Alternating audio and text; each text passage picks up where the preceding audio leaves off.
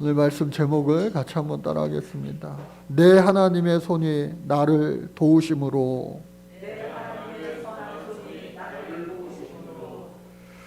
근래 현대인들이 남녀노소 할 것 없이 가장 듣고 싶어하는 말 중에 하나가 아마도 위로라고 하는 단어가 아닐까 생각이 듭니다. 위로.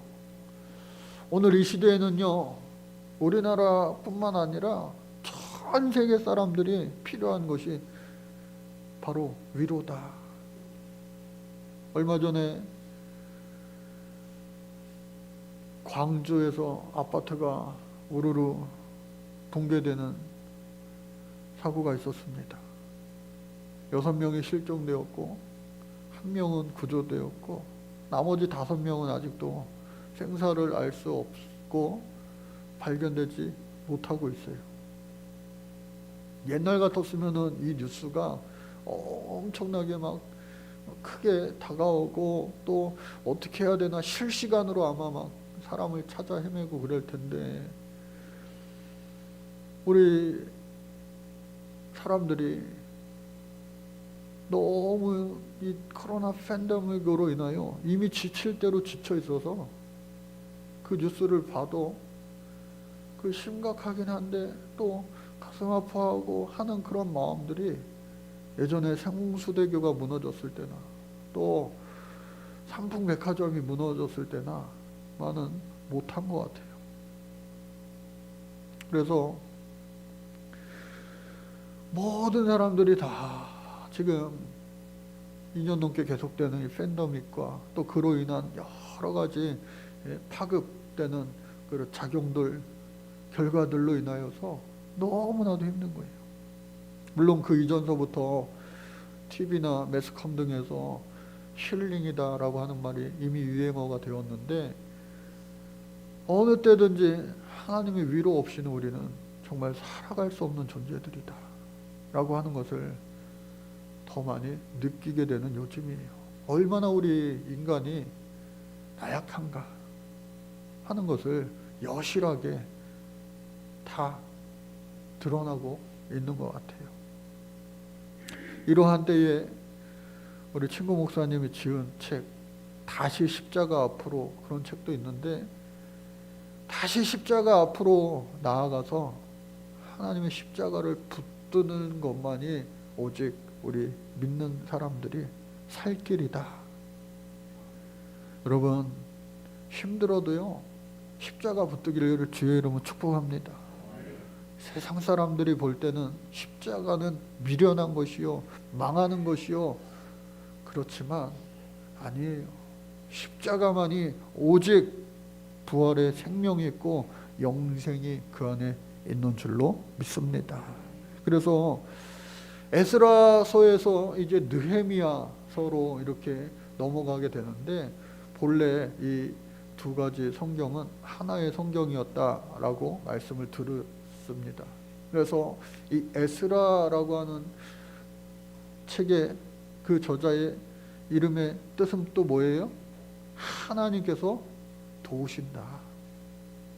하나님께서 도와주셔서 스룹바벨을 통하여 성전이 봉헌되어지고, 또 성전이 봉헌된 이후에 하나님 앞에 예배하고 또 그들의 잘못을 하나님 앞에 고하고 바로 살겠습니다 했는데, 이 에스라가요 그 예루살렘에 계속해서 머물지 못하고,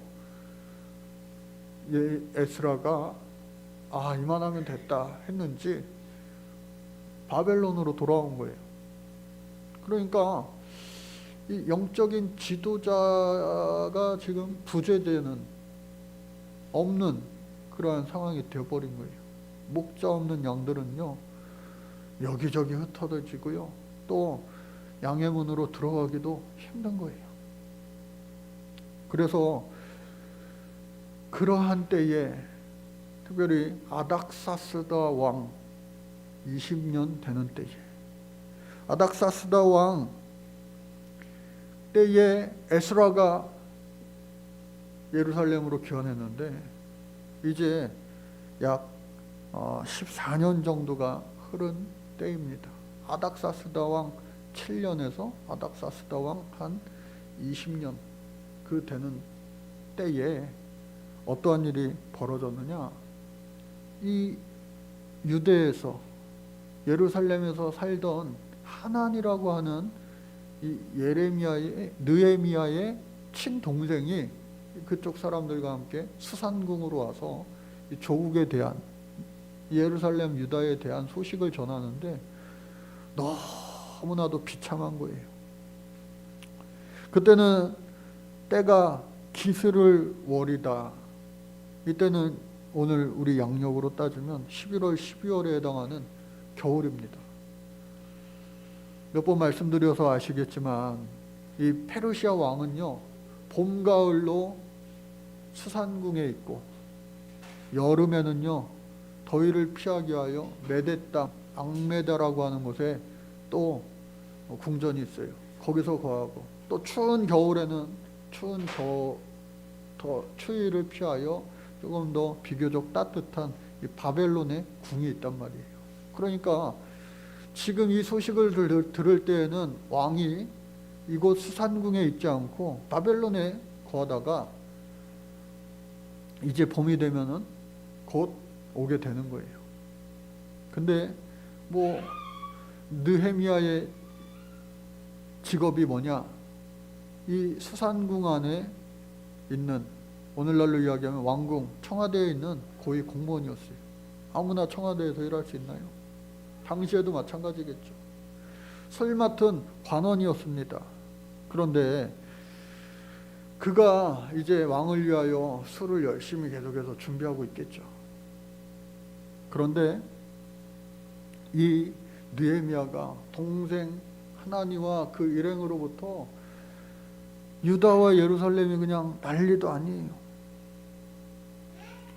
그 지방에 있는 사람들이 얼마나 우리 백성들을 환난을 주고 핍박을 하고 능욕을 당하게 하는지, 또 예루살렘 성은 무너질 대로 무너지고 이미 다 무너져 있는데 조금 다시 이렇게 좀 해놓은 거 다 허물고 성문들은 다 불탔습니다. 성벽은 돌이지만 성문은 나무잖아요. 남한산성 가보신 분들 아시죠? 성문이 다 불타가지고 성문을 열었을 때 사람들이 다니고 닫았을 때 사람들이 못 다니고 해야 되는데 불타가지고 그냥 수시로 왔다 갔다 한다는 거예요. 성문이 무슨 의미가 있겠어요? 성벽이 다 무너졌는데. 그러니까 예루살렘 이 성전에는 누가 살아요? 제사장들과 레위인들, 또 느디딤 사람들, 이 성전에서 일하는 사람들, 예배하는 사람들이 사는데, 그 예루살렘 성전을 이렇게 둘러싸고 있는 성벽이 없으니까 뭐 사마리아 사람들, 암몬 사람들, 이방인 사람들, 도적대들이 그냥 수시로 드나들면서 성전에 있는 것들을 다 빼앗아가고, 그리고 그것을 방어조차도 할 수 없는 이 사람들은 그냥 매번 당하고 있는 거예요. 조롱당하는 거예요. 알면서도 저항하지 못하는 거예요. 이 끔찍한 슬픈 현실을 전하자 이 느헤미야가 너무나 마음이 아픈 거예요. 애국심이 없고 또 하나님을 향한 믿음이 없다면, 야, 조국이 나한테 해준 게 뭐냐? 나라가 나한테 해준 게 뭐야? 나는 지금 여기 수산궁의 고위 공무원으로서 나 혼자 여기서 그냥 잘 먹고 잘 살면 되는데, 야, 그만 얘기해. 아유, 그래, 그러면 내가 헌금이나 좀 보내줄게, 돈이나 좀 보내줄게, 그러고 끝났을 수도 있어요. 그러나 그 느헤미야의 마음속에는요, 정말로 하나님을 사랑하고 경외하고 또 나라와 민족을 생각하는 그 마음이 컸던 거예요. 그 이야기를 듣자마자 울며 기도하며 수일 동안 하나님 앞에 금식하며 어떻게 해야 됩니까? 하나님 앞에 아뢰는 거예요. 5절부터가 또 11절까지가 전부 다 이 느헤미야의 기도문이에요. 기도문. 이 기도문을 읽어보면은 하나님께서 이스라엘 백성들을 얼마나 사랑해 주셔서 많은 축복을 받았는데, 그럼에도 불구하고 이스라엘 백성들이 범죄하여서 하나님 앞에 계속해서 죄짓고 죄짓고 또 죄짓는 가운데 하나님께서 수많은 선지자들을 보내요. 예언자들을 보내요. 안 된다. 그러면 안 된다. 마치 이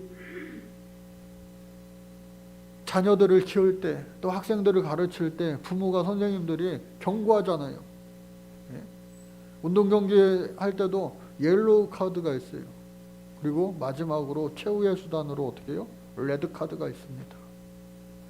경고를 계속해서 주다가 결국에는 퇴장시키는 거예요. 빼버리는 거예요. 그러나 하나님께서는 한 번 택한 이스라엘 백성들, 선민족 이스라엘 백성들을 한 번 사랑하실 때 끝까지 사랑하셔서 포기하지 아니하시는 거예요. 징계는 하시되 그들을 없애지는 않으시는 거예요. 왜? 끝까지 사랑하시기 때문에. 오늘 저와 여러분들도 마찬가지입니다. 우리가 예수 믿은 연수가 얼마나 되셨습니까? 하나님 앞에 가까이 붙어 있을 때도 있지만 하나님과 멀리 떨어지신 분들도 아마 이 팬데믹 상황 가운데, 또 팬데믹이랑 상관없이 계속해서 우리의 신앙이 때로는 하나님 가까이 근처에 있다가도 때로는 멀어지기도 하는 것이 우리의 모습이에요. 여러분, 멀리 계신 분들은요, 주님 앞에 가까이 올 수 있기를 주의 이름으로 축복합니다. 그것이요, 살 길이에요.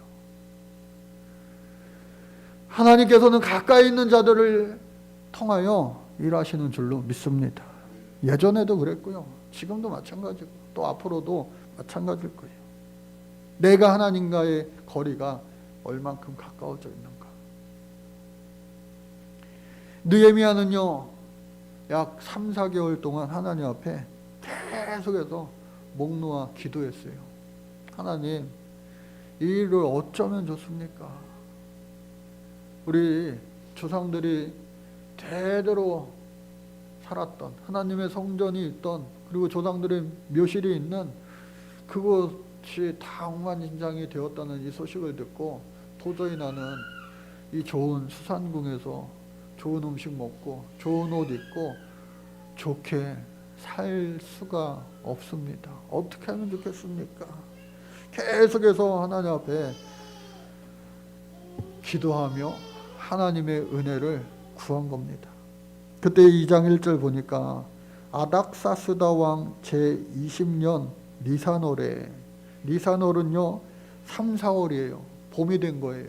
그러니까 이제는 겨울에 바벨론 궁에 있다가 봄 3, 4월 이 수산궁으로 오게 된 겁니다. 그러니까 봄에 꽃피는 봄이 되어 왕이 이 수산에 왔어요. 그게 잔치를 베풀었습니다. 참 아하수에로 왕도 그렇고 이 아닥사스다 왕도 그렇고 왕들은요 잔치를 많이 베푸는 것 같아요. 그런데 당시 고대 근동의 문화가 잔치 문화였어요. 잔치 정치라고 할 정도로 잔치를 하면서도 거기서 먹고 마시면서 이 정치가 다 이루어지기도 하는 거예요. 그래서 그 왕이 이제 또 잔치를 와서 베푸는데, 이 느헤미야는요 하나님 앞에 기도했지만, 끊임없이 하나님 앞에 엄청난 기도를 드렸지만, 또한 한 가지 철저한 준비도 했다. 그러니까 우리 준영이가 앞으로 열심히 하고 싶은 일이 딱 발견되어지고 그 비전을 발견하는 거예요. 하나님께서 우리 준영이가 제일 잘할 수 있는 것, 그거를 내가 발견하면요 누가 하지 말라고 해도 이제 열심히 하는 거예요. 내가 좋으니까. 그리고 열심히 노력하면 그 비전이 어느 순간 이루어지는 거예요. 그러니까 마찬가지로 우리 모두가 하나님 앞에 기도하고 그리고 철저히 준비할 때 하나님은 때가 이름에 그때에 아름답게 그 비전을 이루어 주실 줄로 믿습니다. 이 느헤미야가 3, 4개월 동안 왕이 올 때까지 열심히 기도했어요. 정말로 많은 기도를 쌓았어요. 100일 기도 이상이 되었겠죠. 그때 왕의 면전 앞에 수를 따를 수 있는 그의 직분, 술 관원이기 때문에 자연스럽게 왕에게 다가가서 술을 따라 드립니다. 그런데 술 따르는 사람들이 뭐 한두 명이겠어요? 술 관원이? 그 중에서도 제일 노련한 사람이 왕께 술을 따라 드리겠죠.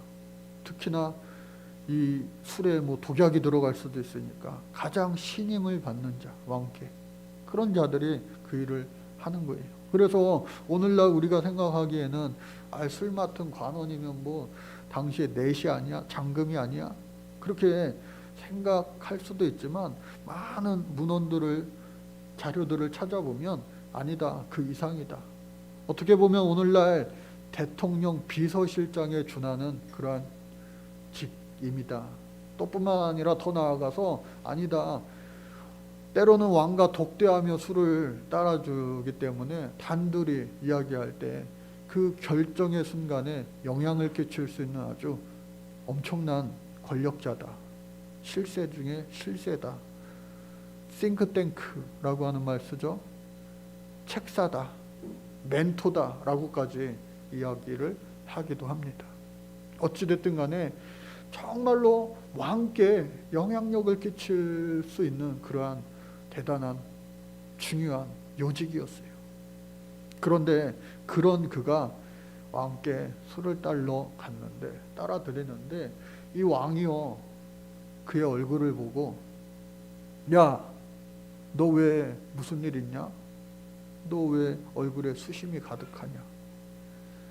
분명히 성경에도 나와 있지만 아프진 않았을 텐데, 몸이 아프진 않았을 텐데 너 마음에 뭐 근심 있냐? 걱정 있냐? 왜요? 오늘날에도 대통령 앞에 나아가는, 우리나라뿐만 아니라 전 세계 모든 그 청와대, 백악관 그런 데 있는 사람들이 대통령 앞에 나아갈 때 일반인들도 다 PCR 검사하고 나가지 않겠어요? 오늘날 몇 번 검사하고 왕을 대면하겠죠. 당시에도 마찬가지예요. 감기 걸리면요, 왕 앞에 얼씬도 못해요. 그리고 무슨 역병이 걸리면 당연히 안 되죠. 신체 검사를 얼마나 많이 한 사람들을, 통과한 사람들만이 왕 앞에 설 수 있겠냐고요. 그러니까 너는 몸은 어디 아프진 않을 텐데 분명히, 근데 네 보니까 금식을 또 얼마나 많이 했겠어요. 수척해졌기도 했겠죠. 그러니까 무슨 일 있냐? 여러분, 이거는요 큰일 날 소리예요. 흥을 돋아야 되는 위치에 있는 사람이 너 무슨 일 있냐? 기분 안 좋은 일 있냐? 라고 했을 때에 야, 술맛 떨어진다, 쟤 죽여라, 가둬라, 내쫓아라 할 수도 있는 문제예요. 그러나 평소에 얼마나 그를 신뢰했던지 신임을 하였던지 왕이 걱정을 하는 거예요. 무슨 일 있냐? 그때에 하나님 앞에 묵도했다. 왕은 만세수를 누리시옵소서. 내 조상들의 묘실이 있는 성읍에 이제까지 황폐하고 성문이 불타 내가 어찌 얼굴에 수심이 없을 수 있겠습니까? 이 말을 하는 것도요 정말로 강하고 담대한 마음 아니면 못해요. 페르시아 왕이 그 변두리, 중앙무대가 아닌 아주 변두리, 그 나라, 작은 나라, 힘없는 나라, 그 나라에 신경 쓰고 싶겠어요? 야, 저 쓸데없는 소리 한다, 쟤 어떻게 해라 할 수도 있지만, 그렇게 이야기했을 때 왕이요 한 번도 묻습니다. 그래? 그러면은 내가 뭐 도와줄까? 할렐루야. 여러분, 상대는요 지금 나를 죽이기도 하고 나를 살리기도 할 수 있는 모든 힘을 가진 사람이에요. 슈퍼 갑이에요. 나는 슈퍼 을이에요.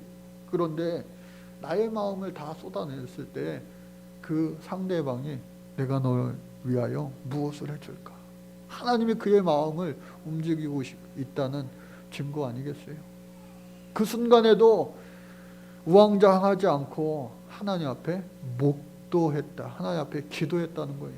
하나님 앞에 기도하고 말하되 나를 보내서 예루살렘 성읍이 다시 재건되게 하고 활기차게 하고 또 성벽이 무너진 성벽 때문에 다 이 사람 저 사람 와가지고 침략하고 노략질하고 하니까 그 성벽을 재건할 수 있게 허락해 주세요. 근데 하나님의 역사는요 우연이 없다. 그냥 우리가 성경을 읽을 때 이 아닥사스다 왕이 아유 평소에 예쁘게 받았던 그 느헤미야의 말이니까 소원 하나 들어준다는 셈 치고 그냥 들어준 것이 아니라 역사책들을 보면은요 당시에 그 지역에 애굽에 반란이 있었습니다. 또 뿐만 아니라 이 이스라엘을 유다를 괴롭혔던 사마리아 사람들 총독이 애굽에 가까운 사람이에요. 친애굽 사람들이에요. 그러니까 그 애굽의 영향력이 사마리아 총독과 또 그 총독의 밑에 있는 도비아와 같은 부총독 그런 사람들에게 다 연결되어서 자칫 잘못하다가는 그쪽에 구테타가 일어날 것 같아요.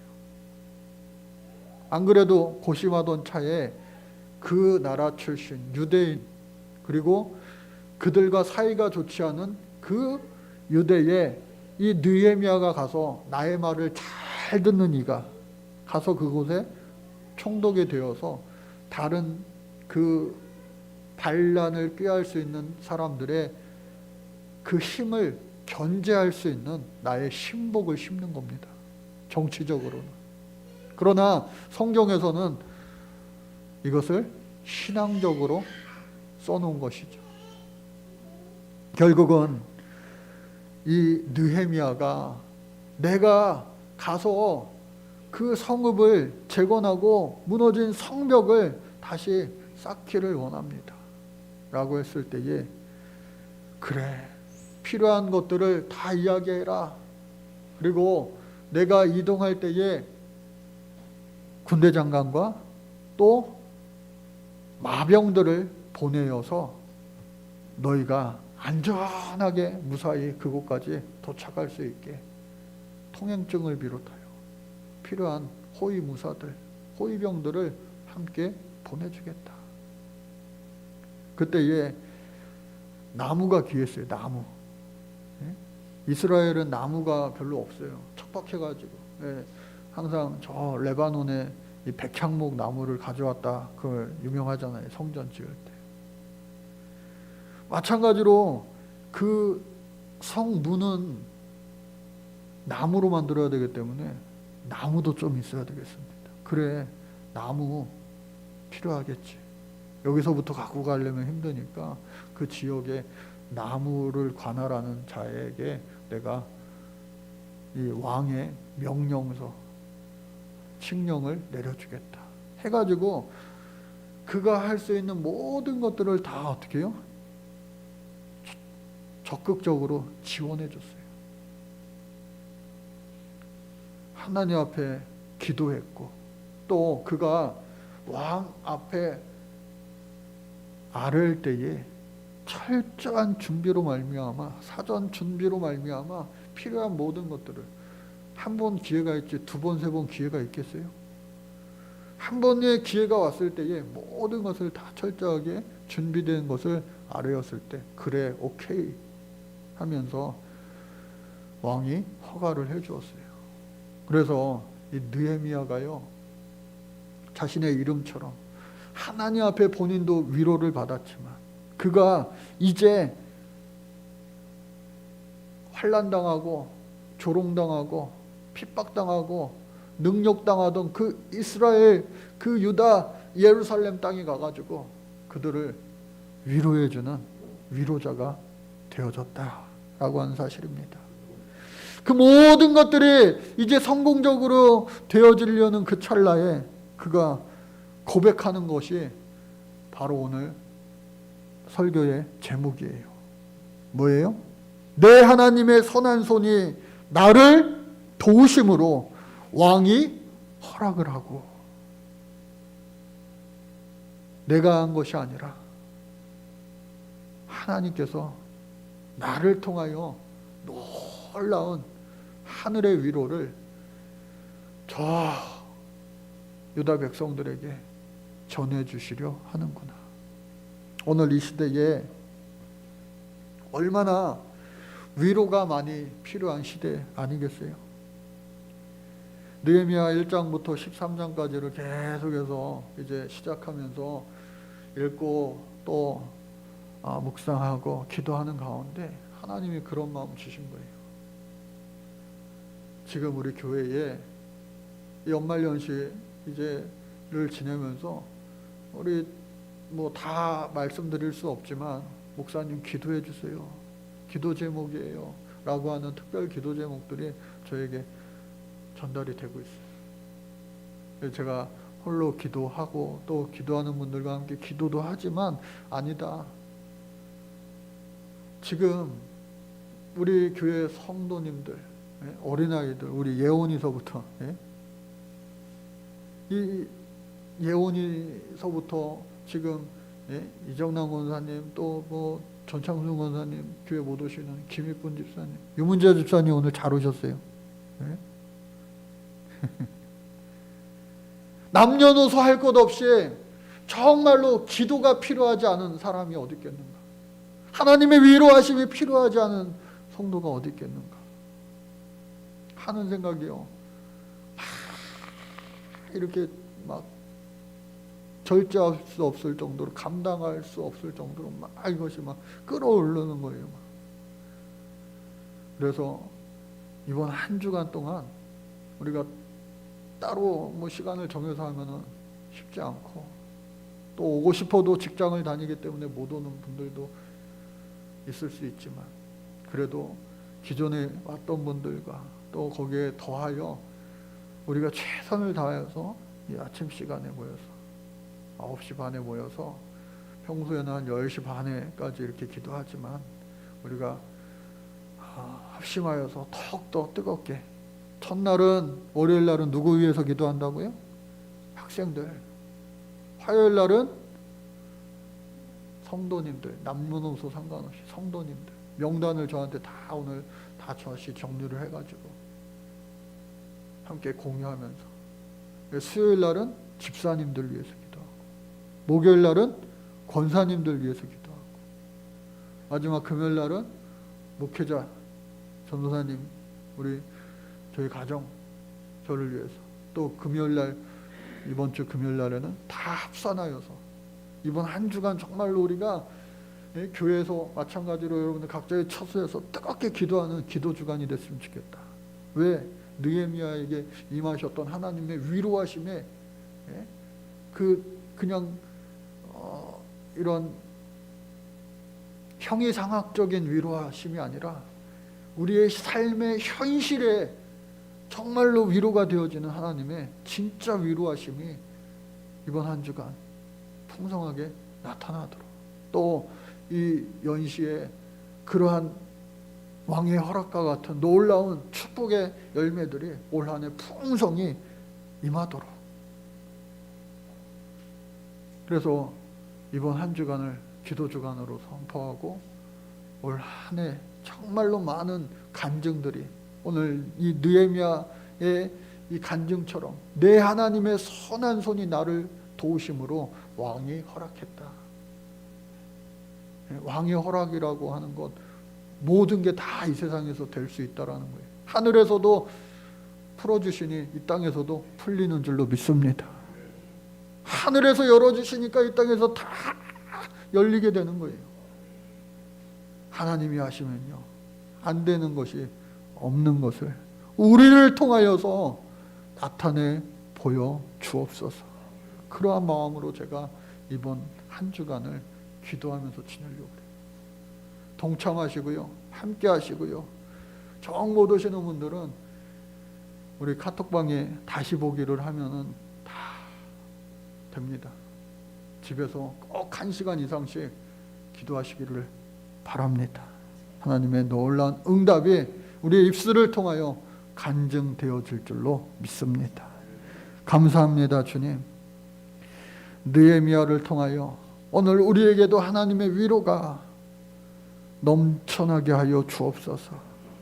각 심령들마다, 각 가정들마다 하나님 기도의 제목들, 마음의 소원들, 또 우리의 울분, 그리고 이 코로나 시대의 아픔들, 고난들, 환난들 있습니다. 주여, 이 모든 것을 넉넉히 이기게 하실 분은 오직 우리 구주 예수 그리스도 단 한 분인 줄로 믿사오니 이번 한 주간 우리가 하나님만을 바라보며 하늘문을 열어주옵소서. 기도할 때에 놀랍도록 하늘문이 열리고 이 땅의 모든 것들이 풀려지는 놀라운 역사 있게 도와주옵소서. 응답 주실 예수 그리스도의 이름 받들어 간절히 기도드립니다. 아멘. 이 시간